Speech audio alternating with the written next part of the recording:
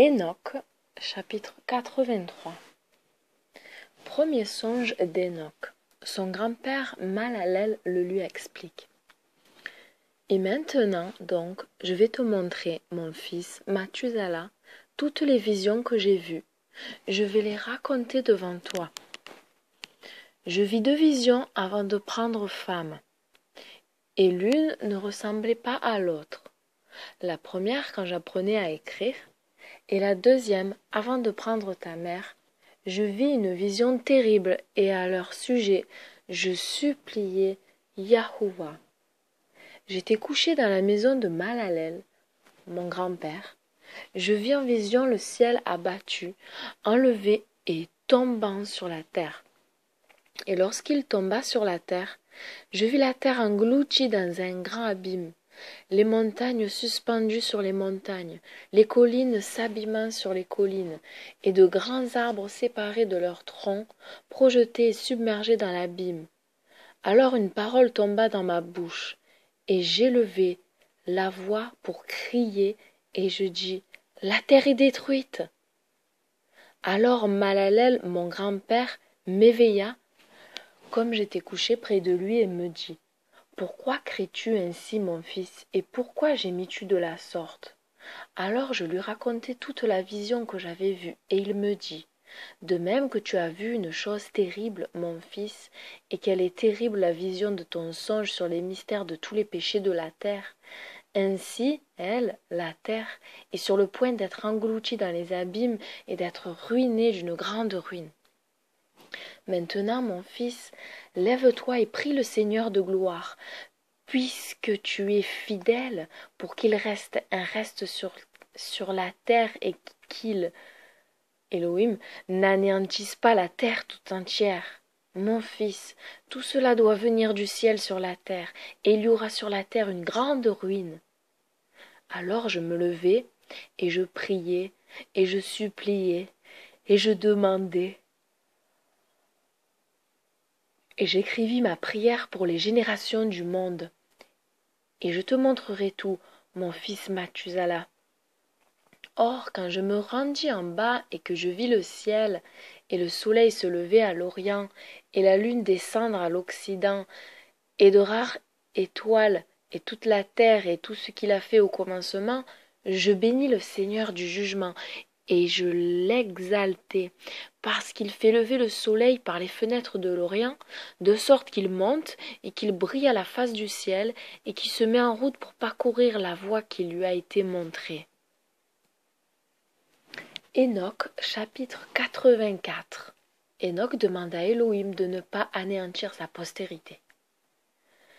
Et j'élevai mes mains dans la justice, et je bénis le Saint et le Grand, et je parlais par le souffle de ma bouche, et avec la langue de chair qu'Élohim a faite aux enfants de chair de l'homme, afin qu'ils s'en servent pour parler, et il leur a donné un souffle,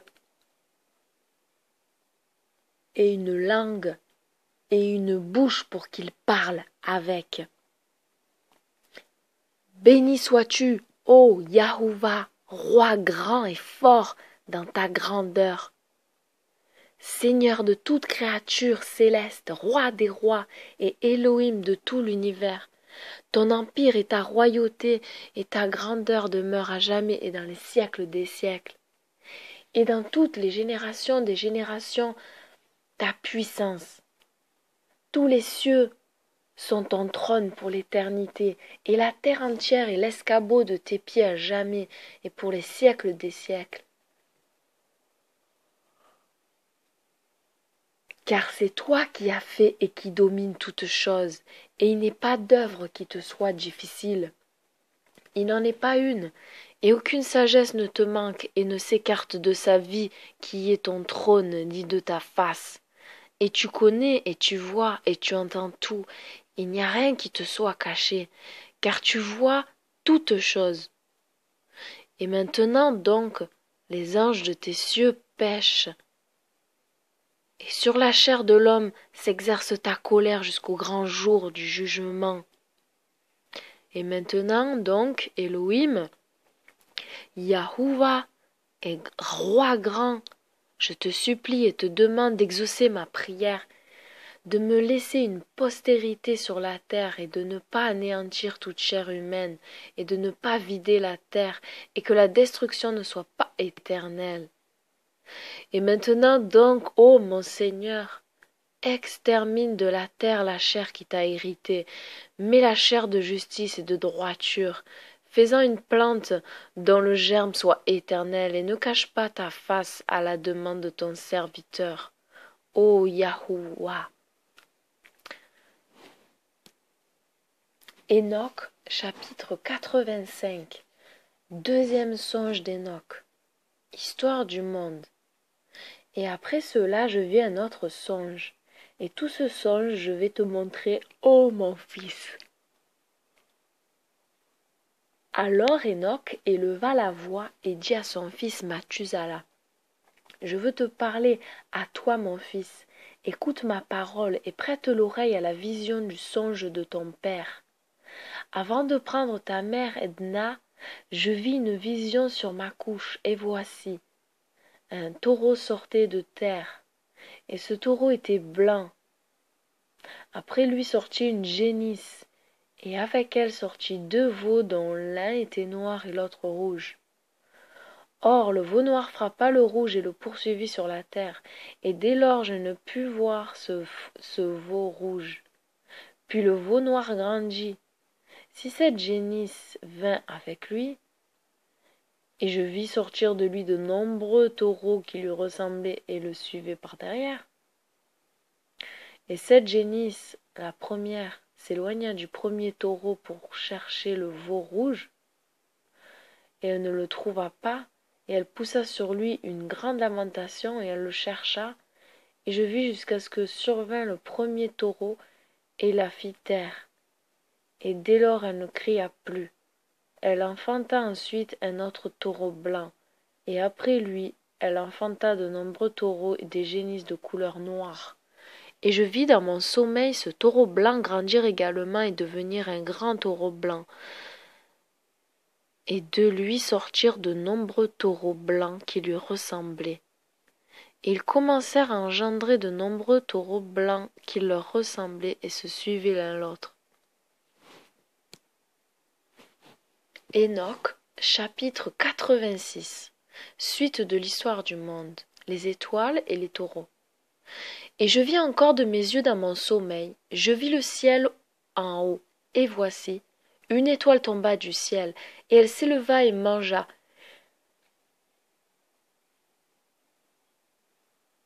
Et elle passait au milieu de ces taureaux. Je vis ensuite des taureaux grands et des taureaux noirs, et voici, ils échangèrent dans leur étable et leur pâturage et leurs veaux, et ils se mirent à vivre l'un avec l'autre. Et je vis encore en vision, et je regardai le ciel, et voici, je vis de nombreuses étoiles descendre et se jeter du haut du ciel auprès de cette première étoile, et au milieu de ces veaux, elles devinrent des taureaux, et avec elles passaient au milieu d'eux. Et avec eux, elles passaient au milieu d'eux. Et je les regardai, et je vis, et voici, tous sortirent leurs membres sexuels comme des chevaux, et se mirent à monter sur les génisses des taureaux, et toutes conçurent, et elles engendrèrent des éléphants, des chameaux et des ânes. Et tous les taureaux les craignirent et en furent effrayés. Et ils, les éléphants, les chameaux et les ânes, se mirent à mordre de leurs dents et à dévorer et à frapper de leurs cornes.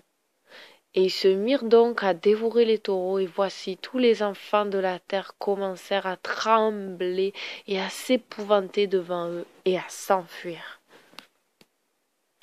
Enoch, chapitre 87. Apparition de ces 7 hommes blancs, les anges. Et je les vis de nouveau qui commençaient à se frapper l'un l'autre, et à se dévorer l'un l'autre, et la terre se mit à crier. Puis j'élevai de nouveau mes yeux vers le ciel, et je vis en vision, et voici, il sortit du ciel des êtres semblables à des hommes blancs, et 4 sortirent de ce lieu, et 3 autres avec eux. Or, ces 3 qui sortirent en dernier lieu, me prirent par la main et m'enlevèrent au-dessus de la génération terrestre, et ils m'emportèrent sur un lieu élevé et me montrèrent une tour élevée au-dessus de la terre, et toutes les corbeilles étaient petites à côté. Et ils me dirent, reste ici jusqu'à ce que tu aies vu tout ce qui arrivera à ces éléphants, ces chameaux et ces ânes, et aux étoiles, et aux génisses, et aux loups. Oh.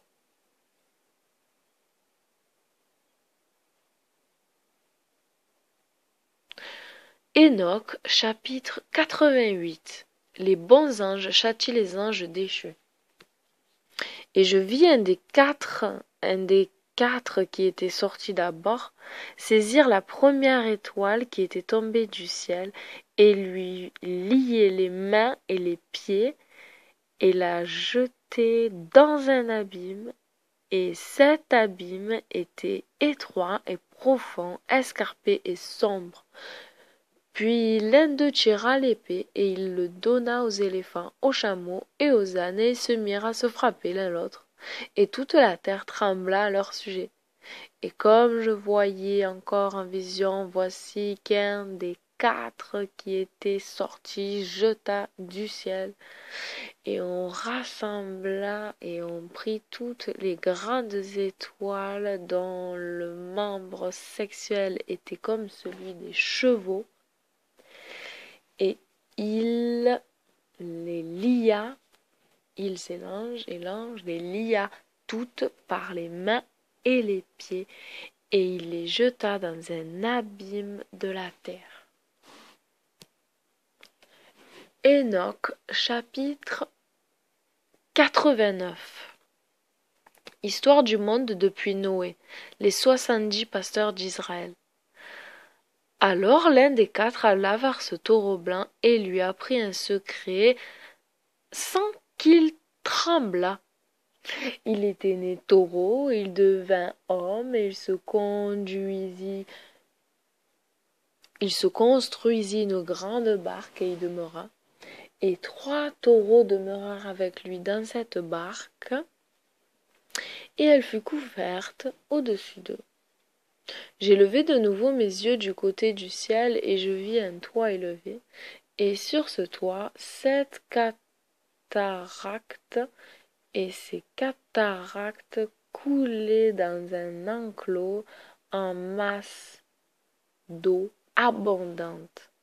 Et je vis de nouveau, et voici que des sources s'ouvrirent sur le sol dans ce vase enclos, et cette eau commença à bouillonner, à s'élever au-dessus du sol, et je vis encore cet enclos jusqu'à ce que enfin toute sa surface fût couverte par l'eau.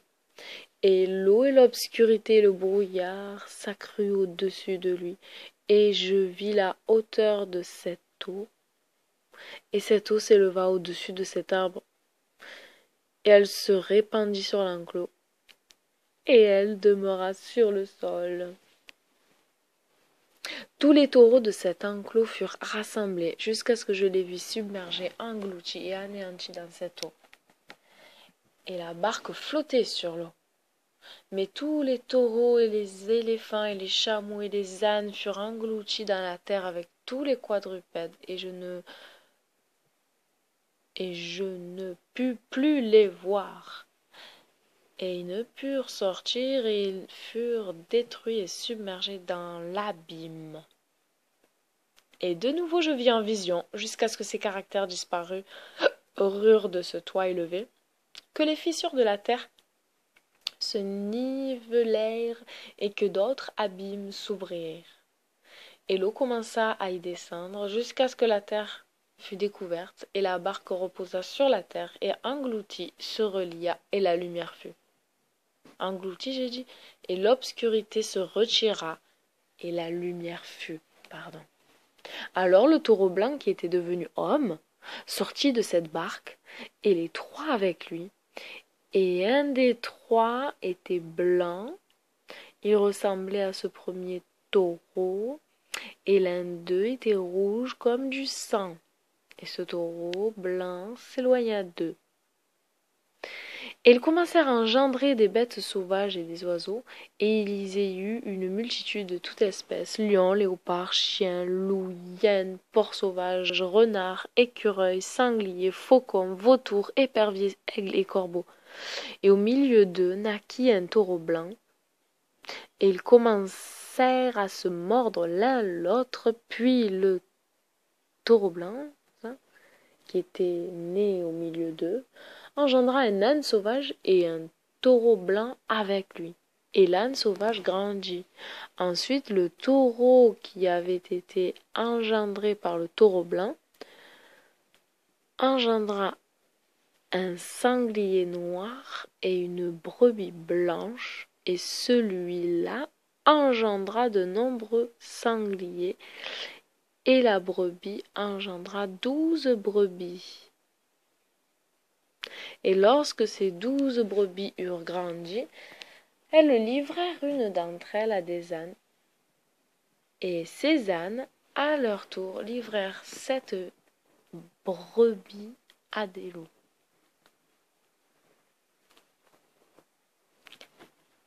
Lorsque ces brebis eurent grandi, elles livrèrent une d'entre elles à des ânes, et ces ânes, à leur tour, livrèrent cette brebis à des loups. Pardon, il y a une virgule, je vais en reprendre une troisième fois cette phrase. Et lorsque ces 12 brebis eurent grandi, elles livrèrent une d'entre elles à des ânes, et ces ânes à leur tour livrèrent cette brebis à des loups. Et la brebis grandit au milieu des loups. Puis Yahuwah amena les 11 brebis pour les faire habiter avec elle, et paître avec elle au milieu des loups. Et elles se multiplièrent et devinrent de nombreux troupeaux de brebis. Or les loups commencèrent à les craindre et à les opprimer jusqu'à leur faire périr leurs petits, et à jeter leurs petits dans un grand cours d'eau. Et les brebis en mirent à crier au sujet de leurs petits, à se plaindre à leur seigneur. Mais une brebis qui avait échappé aux loups s'enfuit et se rendit chez les ânes sauvages. Et je vis la brebis se lamenter, crier, supplier leur seigneur de toute leur force, jusqu'à ce que le seigneur des brebis descende à la roi des brebis de son sanctuaire élevé, et vint auprès d'elle et les fit paraître. Et il appela la brebis qui s'était enfuie du milieu des loups, et lui parla des loups pour qu'elle leur intima de ne plus toucher aux brebis. Et la brebis se rendit auprès des loups sur l'ordre de Yahuwah. Et une autre brebis vint à sa rencontre et marcha avec elle. Et elles allèrent et entrèrent toutes les deux ensemble dans l'assemblée des loups, et leur parlèrent et leur intimèrent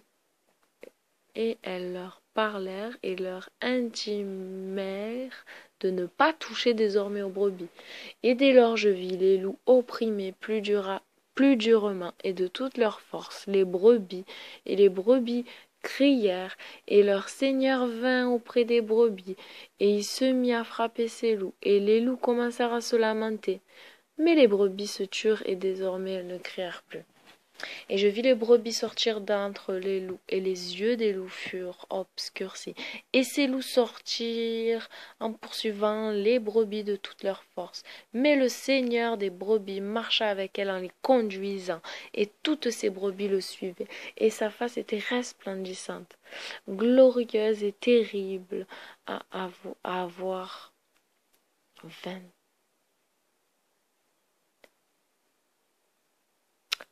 Mais le seigneur des brebis marcha avec elle en les conduisant, et toutes ces brebis le suivaient, et sa face était resplendissante, glorieuse et terrible à voir. Et les loups commencèrent à poursuivre ces brebis jusqu'à ce qu'ils les eurent rejointes près d'un étang d'eau.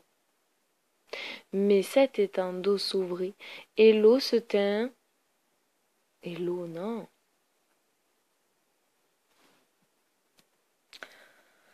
Pardon, je vais reprendre au verset 23. Et les loups commencèrent à poursuivre ces brebis jusqu'à ce qu'elles les eurent rejointes près d'un étang d'eau. Mais cet étang d'eau s'ouvrit, et l'eau se tint d'un côté et de l'autre devant elles, et devant leur seigneur qui leur montrait la route et se tenait entre elles et les loups. Et comme ces loups ne voyaient plus les brebis, elles marchèrent au milieu de cet étang d'eau, et les loups poursuivirent les brebis, et ils coururent derrière elles, ces loups, dans cet étang d'eau. Mais quand ils virent le seigneur des brebis, ils se retournèrent pour fuir devant sa face. Mais cet étang d'eau se referma, et il reprit soudainement sa position naturelle, et il se remplit d'eau, et il s'éleva jusqu'à couvrir ses loups. Et je vis jusqu'à ce qu'eussent péri tous les loups qui poursuivaient les brebis, et qu'ils furent submergés.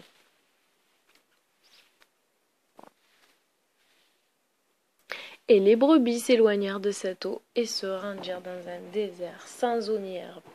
Et elles commencèrent à ouvrir les yeux et à voir. Et je vis le seigneur des brebis les faire paître et leur donner de l'eau et de l'herbe. Et cette brebis marchait et les guidait.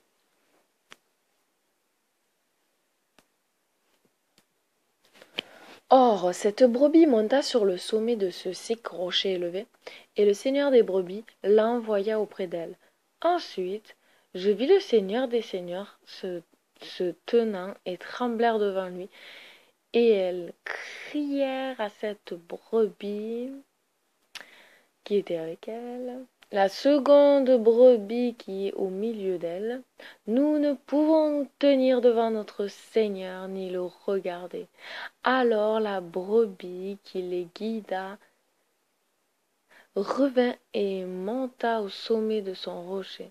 Et les yeux des brebis commencèrent à s'obscurcir et elles errèrent hors de la voie qu'elle leur avait montrée, mais cette brebis ne le savait pas.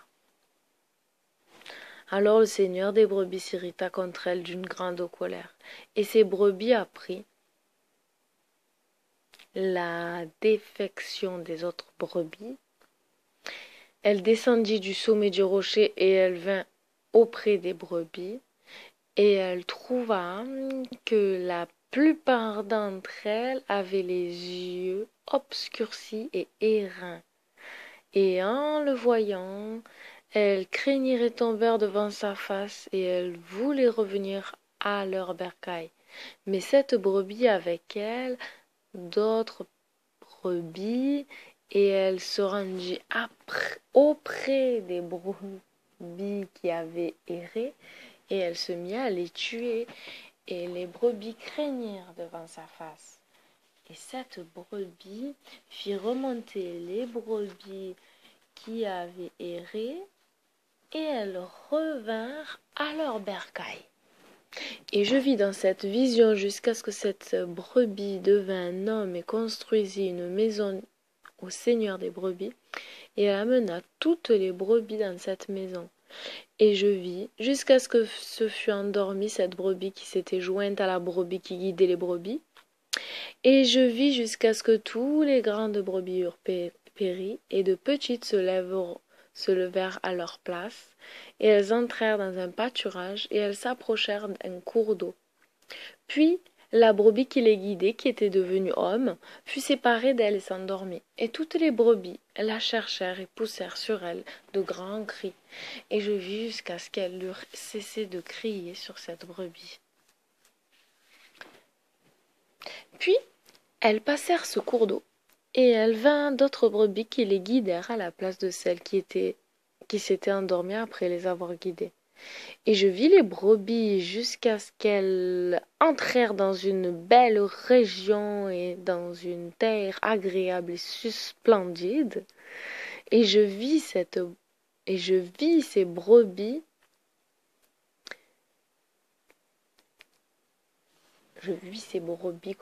Jusqu'à ce qu'elles furent rassasiées, et cette maison était au milieu d'elles dans la terre agréable. Et tantôt leurs yeux s'ouvraient, et tantôt ils s'aveuglaient, jusqu'à ce qu'un autre brebis se leva et les guida. Et elle les ramena toutes et leurs yeux s'ouvrirent. Or, les chiens, les renards et les porcs sauvages se mirent à dévorer ces brebis jusqu'à ce que le seigneur des brebis suscita une autre brebis et un bélier d'entre elles qui les guida. Et ce bélier se mit à frapper de ci et de là ses chiens, ses renards et ses porcs sauvages jusqu'à ce qu'ils eussent fait périr tous.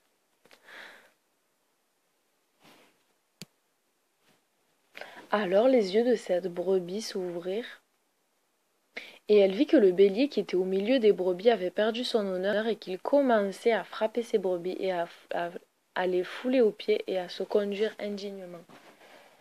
Alors le seigneur des brebis envoya la brebis vers une autre brebis et l'éleva au rang de bélier pour conduire les brebis à la place du bélier qui avait perdu son honneur. Et elle se rendit auprès d'elle, et elle lui parla en secret, et elle éleva ce bélier, et elle le fit juge et pasteur des brebis. Or, pendant tous ces événements, les chiens opprimaient les brebis. Mais le premier bélier poursuivit ce second bélier, et ce second bélier se leva et s'enfuit devant lui. Et je vis jusqu'à ce que ces chiens eurent abattu le premier bélier. Puis, ce second bélier se leva et conduisit les petites brebis, et ce bélier engendra de nombreuses brebis, puis il s'endormit. Et une petite brebis devint un bélier à sa place, et elle fut le juge et le conducteur des brebis.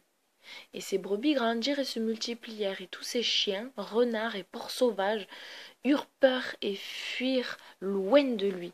Mais ce bélier frappa et tua toutes les bêtes, et ces bêtes n'eurent plus de puissance au milieu des brebis, et elles ne leur dérobèrent absolument plus rien. En cette maison devint grande et spacieuse, et cette maison devint grande et spacieuse, et elle fut bâtie pour ses brebis, et une tour élevée et grande fut bâtie sur la maison pour le seigneur des brebis. Et cette maison était basse, et la tour élevée et haute, et le seigneur des brebis se tenait sur cette tour, et on plaçait devant lui une table chargée d'offrandes. Puis je vis encore ces brebis errer de nouveau, et aller dans une multitude de voies, et abandonner leur maison. Et le seigneur des brebis appela du milieu d'elles des brebis et les envoya auprès des brebis. Mais les brebis se mirent à les tuer. Or, une d'entre elles fut sauvée et ne fut pas tuée. Et elle bondit, elle cria au sujet des brebis, et elles voulurent la tuer. Mais le seigneur des brebis la sauva des mains des brebis, et la fit monter et asseoir près de moi. Et il envoya encore de nombreuses brebis près de ces brebis pour leur annoncer sa parole et pour pleurer sur elles. Et ensuite je les vis abandonner la maison de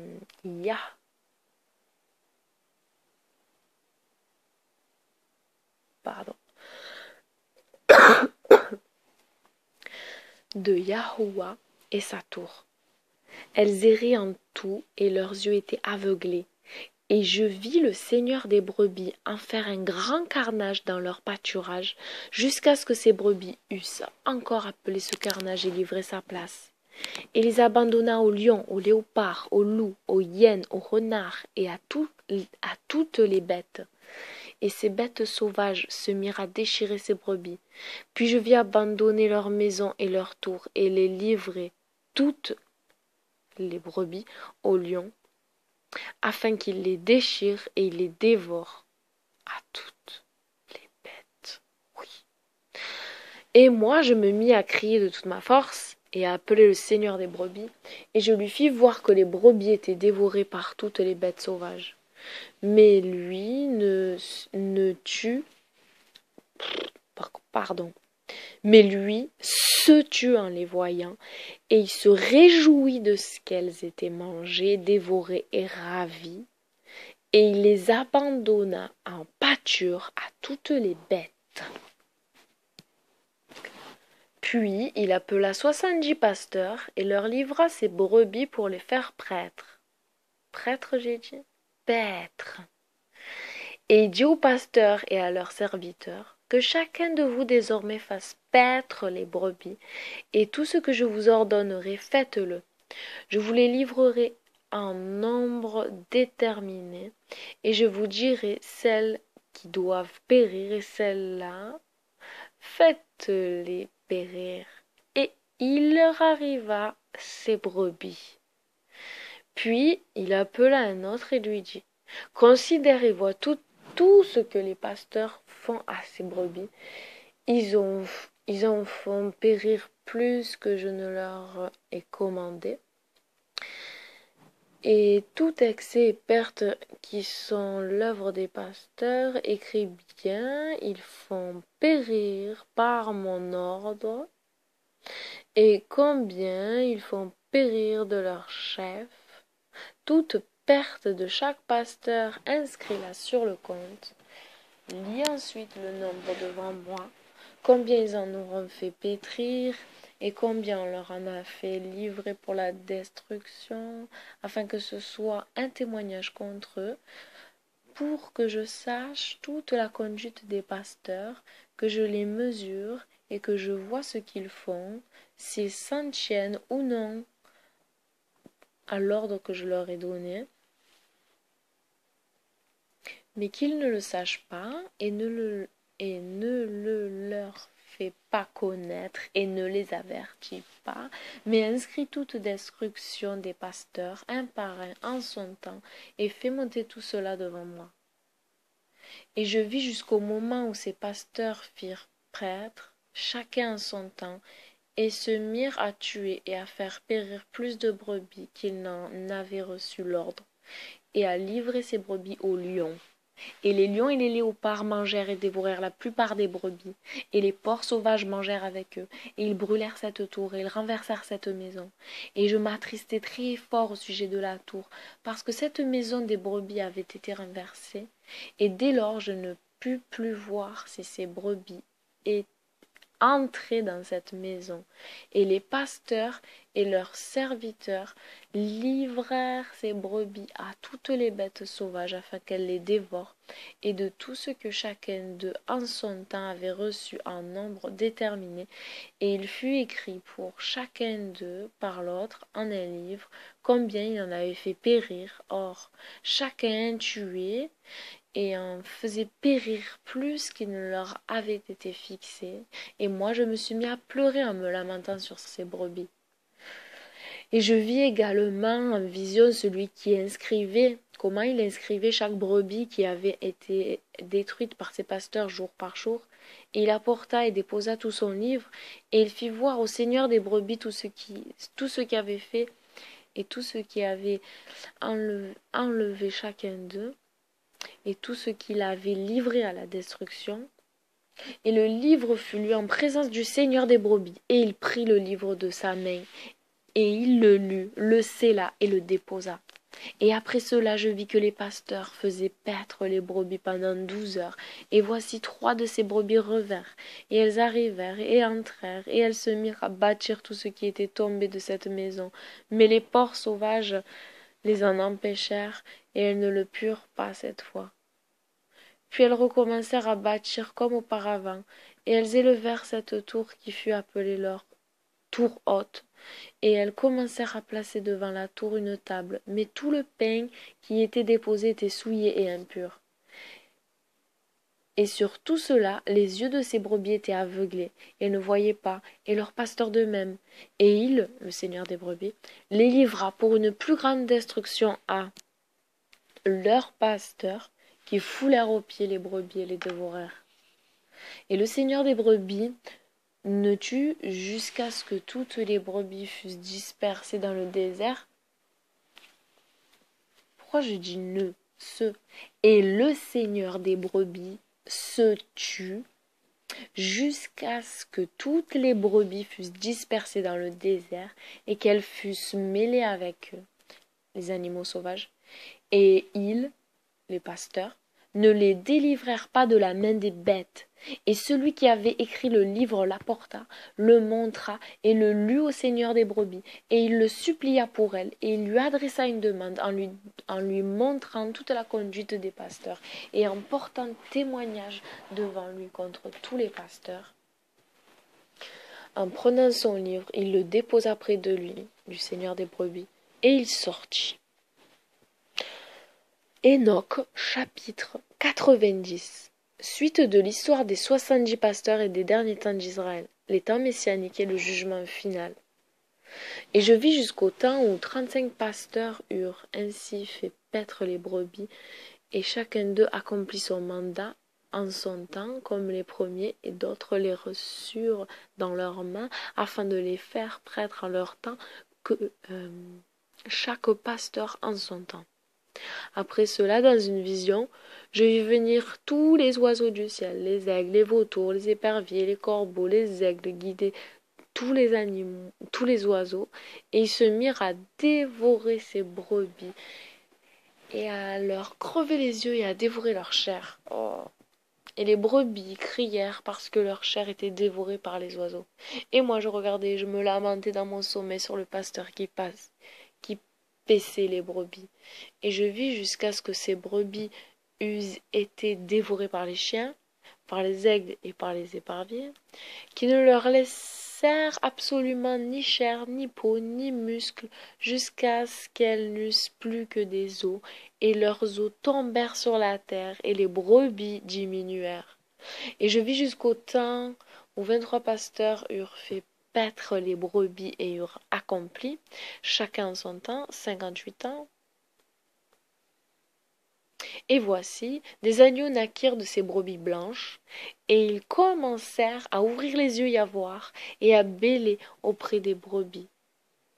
Et les brebis ne blessèrent pas vers eux et ne prêtèrent pas l'oreille à leurs paroles, mais elles furent tout à fait sourdes, et leurs yeux s'aveuglèrent extrêmement et de plus en plus.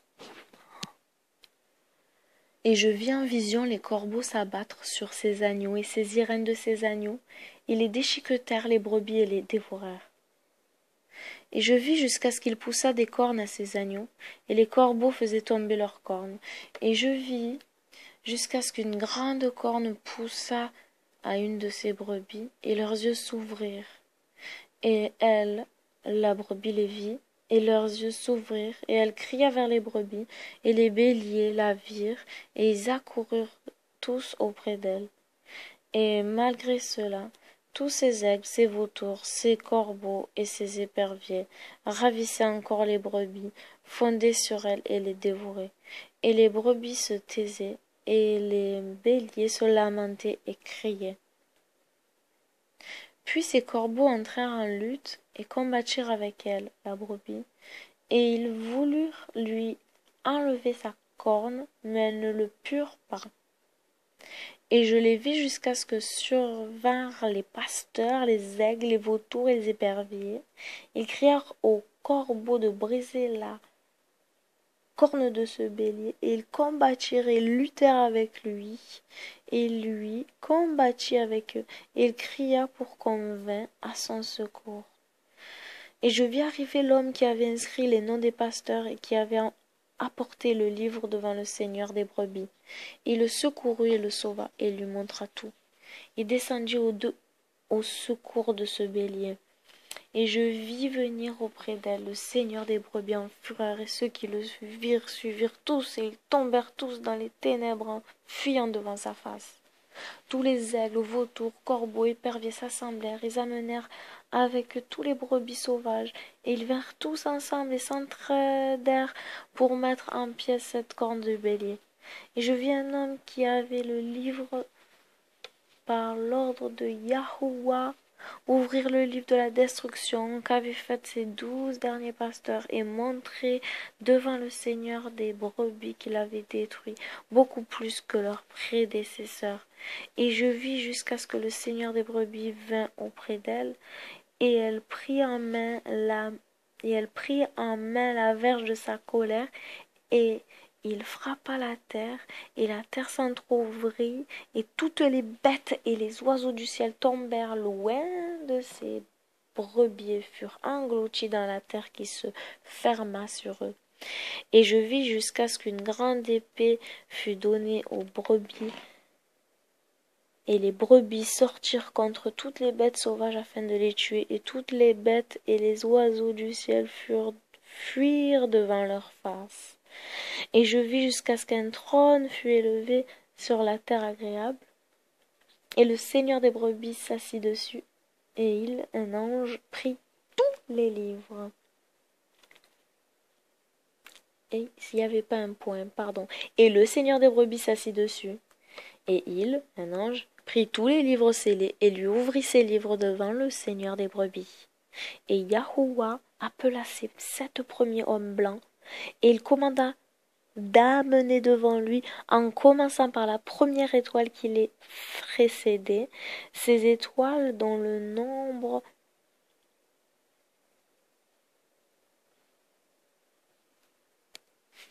pardon, pas le nombre, hein? Concentration. Donc je répète, et il ouvrit ses livres devant le Seigneur des brebis, et Yahuwah appela ses 7 premiers hommes blancs, et il commanda d'amener devant lui, en commençant par la première étoile qui les précédait, ces étoiles dont le nombre sexuel était comme le membre sexuel des chevaux, et la première étoile qui tomba d'abord. Et ils les amenèrent toutes devant lui. Puis il parla à cet homme qui écrivait devant lui, l'un des 7 blancs, et il lui dit, prends ces 70 pasteurs à qui j'avais livré les brebis et qui, après les avoir reçus, ont été égorgés beaucoup plus que je ne leur avais commandé. Et voici, je les vis tous enchaînés, et ils se tinrent tous devant lui.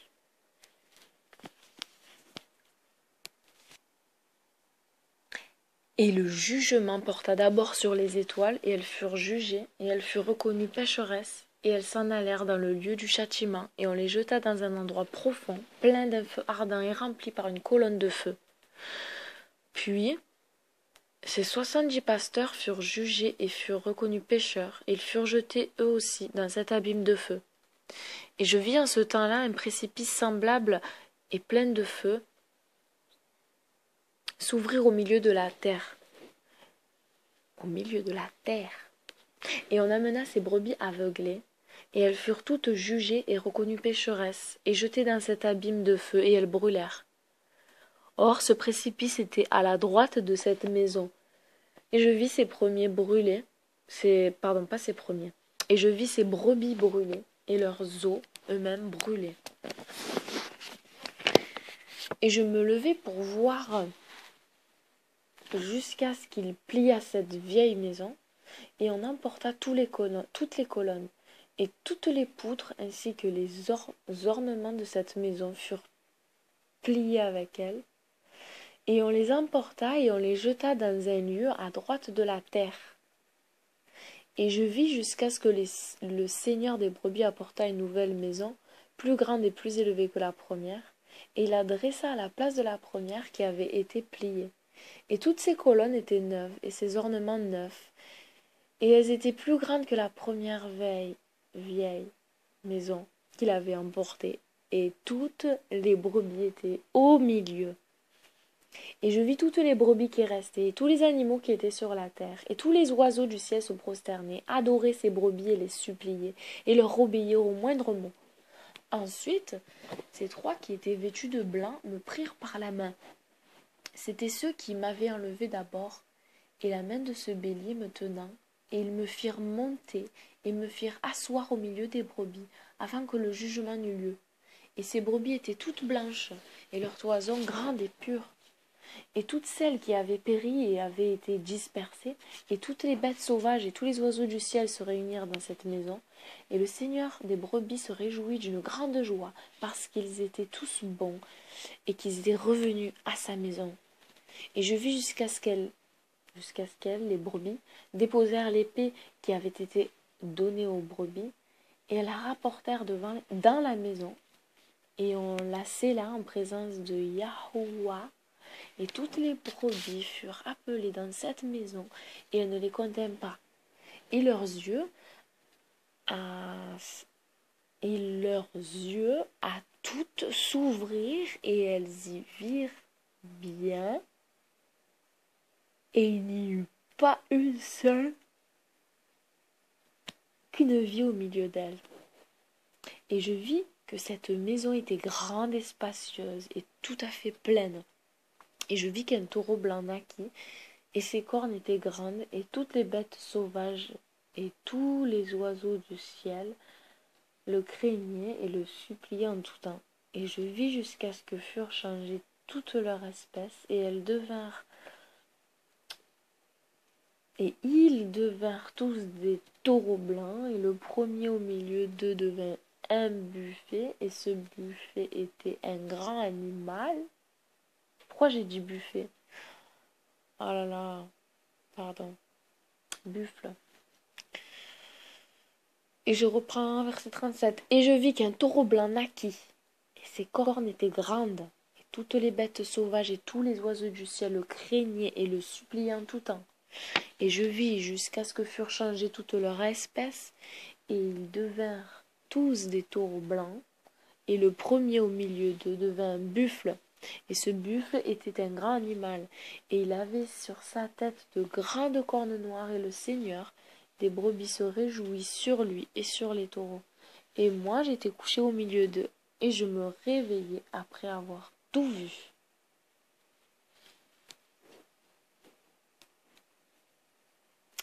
Et telle est la vision que je vis lorsque j'étais couché. Puis je m'éveillai, je bénis le Seigneur de justice, et je lui rends gloire. Après cela, je versai des larmes abondantes, et mes larmes ne s'arrêtèrent pas jusqu'à ce que je ne pus plus y tenir.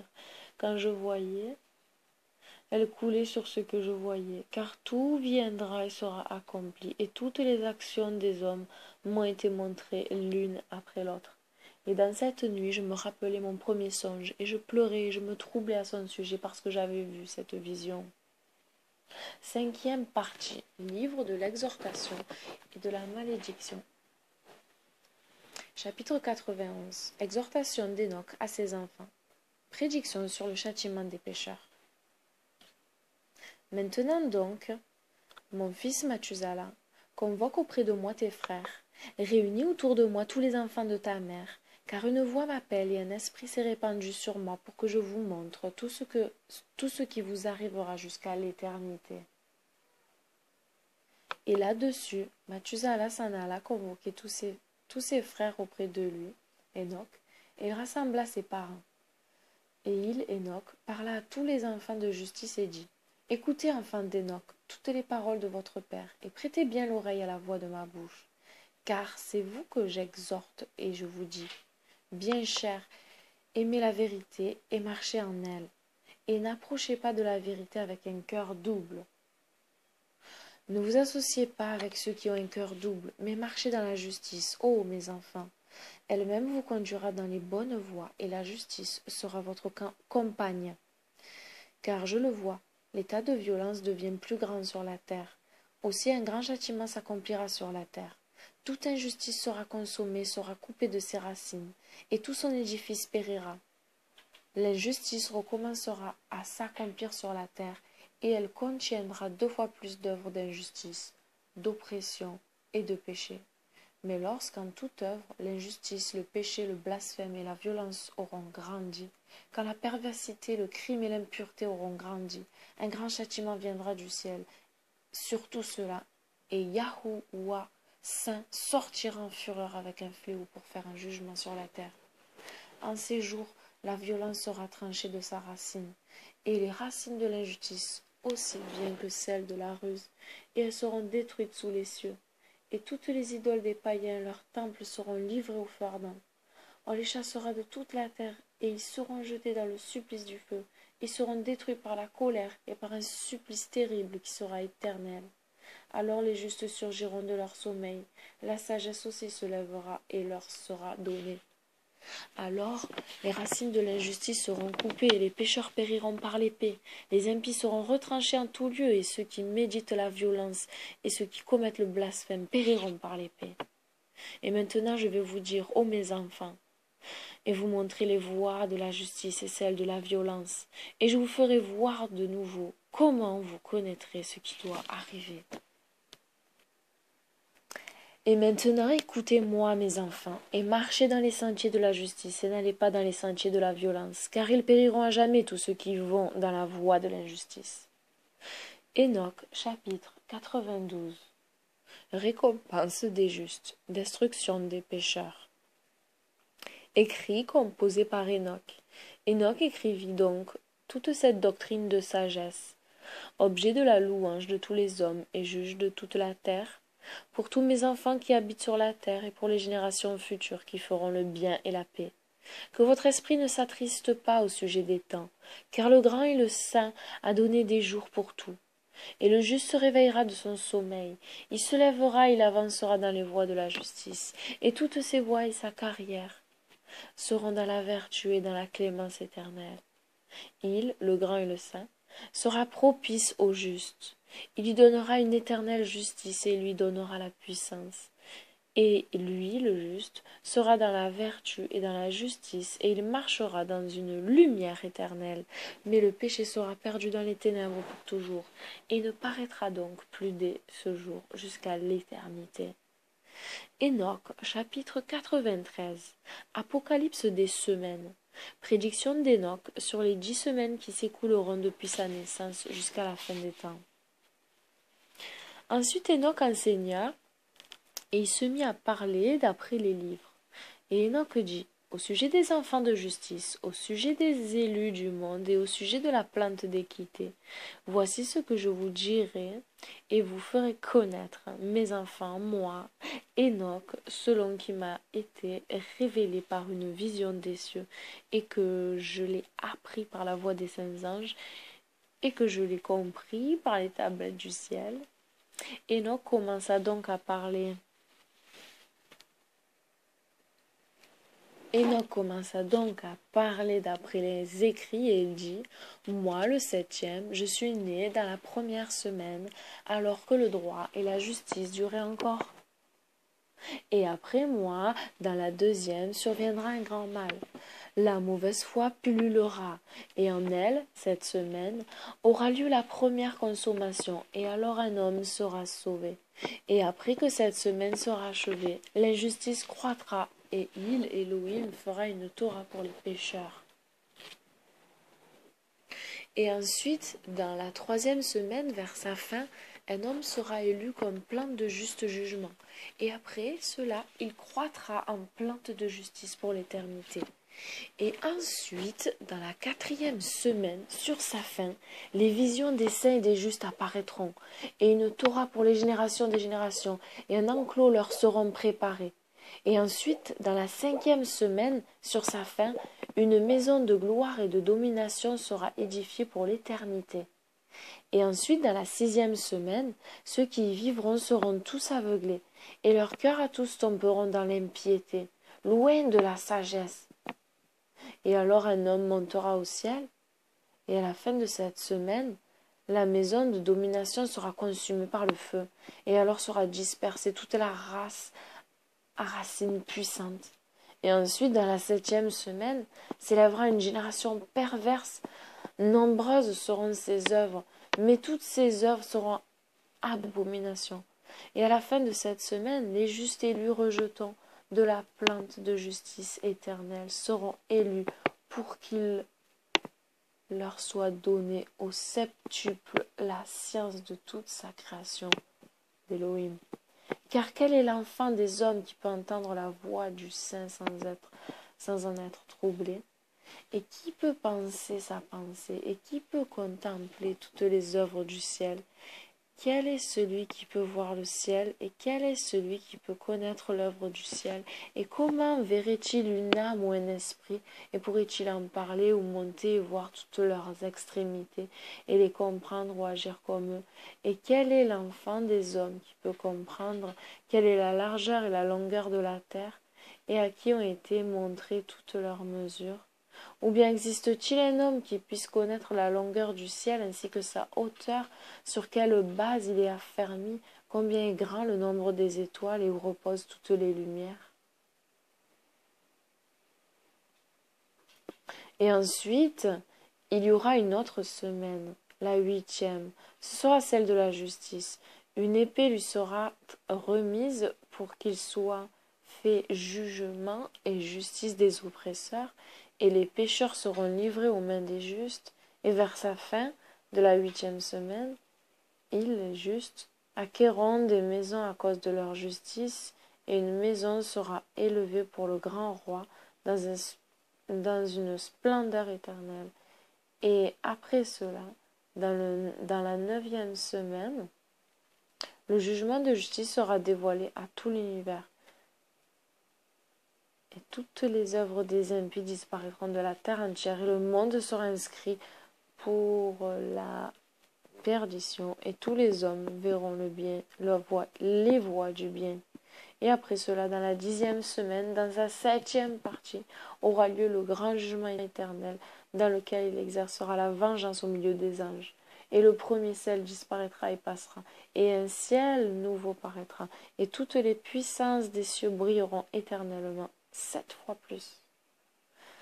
Et après cela viendront des semaines nombreuses qui s'écouleront, innombrables et éternelles, dans la bonté, dans la justice, et dès lors, le péché ne sera plus nommé jusqu'à l'éternité. Enoch, chapitre 94. Exhortation aux justes, malédiction contre les impies. Maintenant donc je vous dis, mes enfants, aimez la justice et marchez en elle, car les voies de la justice sont dignes qu'on les suive, mais les voies de l'iniquité passeront et disparaîtront de soudain. À certains hommes de la génération future seront révélées les voies de la violence et de la mort, et ils s'en éloigneront et ne les suivront pas. Et maintenant, vous juste, je dis, n'allez pas dans une voie mauvaise, ni dans les voies de mort, et n'en approchez pas pour ne pas périr. Mais recherchez et choisissez pour vous la justice et une vie excellente, et marchez dans les sentiers de la paix pour vivre et être heureux. Et retenez ma parole dans la réflexion de votre cœur, et qu'elle ne s'efface pas de votre cœur, car je sais que les pécheurs tenteront les hommes pour qu'ils changent la sagesse en mail. On ne lui trouvera pas de place à la sagesse, aucune épreuve ne diminuera. Malheur à ceux qui édifient l'iniquité et l'oppression et fondent sur la fraude, car ils seront renversés soudain, il n'y aura pas pour eux de paix. Malheur à ceux qui étaient leur maison par le péché. Pourquoi ceux qui étaient? Malheur à ceux qui édifient leur maison par le péché, car tous leurs fondements, ils seront arrachés et ils tomberont sous le glaive.